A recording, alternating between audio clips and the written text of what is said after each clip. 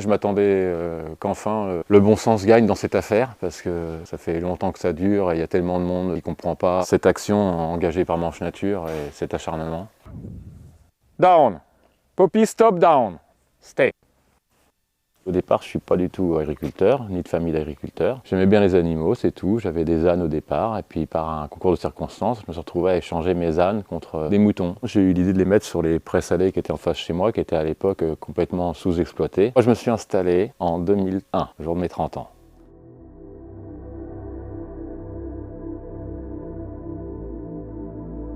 Ce projet de bergerie a été retoqué parce que en fait, le plan d'occupation des sols n'était pas à jour par rapport à la loi littorale. La loi littorale, elle est là pour protéger le littoral de toute construction qui serait gênante dans un espace naturel. On peut continuer à construire dans la loi littorale, mais que dans un envillagement. Mais comme une bergerie doit être éloignée à plus de 50 mètres d'une habitation, on ne peut pas construire de bergerie dans un envillagement, donc on ne peut pas construire de bergerie. Ça faisait partie des exceptions qui avaient été oubliées par la loi littorale et auxquelles le Parlement a remédié en 2003. J'ai pu enfin déposer des permis de construire, qui n'ont pas tout de suite abouti parce qu'ensuite il fallait avoir l'AOP, pour pouvoir justifier que les moutons de prés salés doivent être élevés à proximité du rivage. En 2009, l'AOC est sortie, donc je suis passé devant la commission des cités de l'environnement au niveau de la préfecture. Ensuite, il fallait que le ministre de l'écologie et de l'environnement signe, ça a été le cas, et le maire a pu me délivrer mon permis de construire en décembre 2011, je crois. Il a été vite attaqué par Manche Nature, qui a réussi à obtenir l'annulation en 2014 du permis au tribunal administratif. On a constaté le non-respect et d'un espace remarquable et de la loi littorale.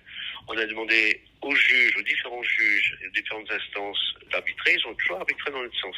Ce qui nous a inquiété par rapport à M. Servonnet, c'est ni M. Servonnet ni les brebis sur les arbustes, c'est qu'il a construit sur une zone remarquable protégée par la loi littorale et qu'il a eu le soutien d'élus locaux et d'élus nationaux. Si la bergerie est maintenue, ça veut dire qu'il y a des possibilités de déroger à la loi littorale. C'était la porte ouverte aux promoteurs et aux différents projets des collectivités territoriales. Je n'allais pas attendre 2014 pour construire ma bergerie. Moi, j'avais un permis. J'ai construit ma bergerie pour pas laisser crever mes animaux. J'ai fait avec du bois de châtaignier, d'une forêt du coin, reconnue PEFC, certificat durable. Et voilà, cette bergerie toute simple, juste en bois, des poteaux, sur un terrain qu'on peut remettre en l'état si l'activité s'arrête. C'est le but d'une bergerie. En zone littorale, il faut qu'elle soit réversible. Concernant les espaces remarquables, c'est le principe d'interdiction de construire qui prévaut. Cette interdiction ne s'applique pas aux aménagements légers. Liste des aménagements légers mentionnés par l'article R121.5. Dans les zones d'élevage d'ovins de prés salés, les constructions et aménagements exigeant la proximité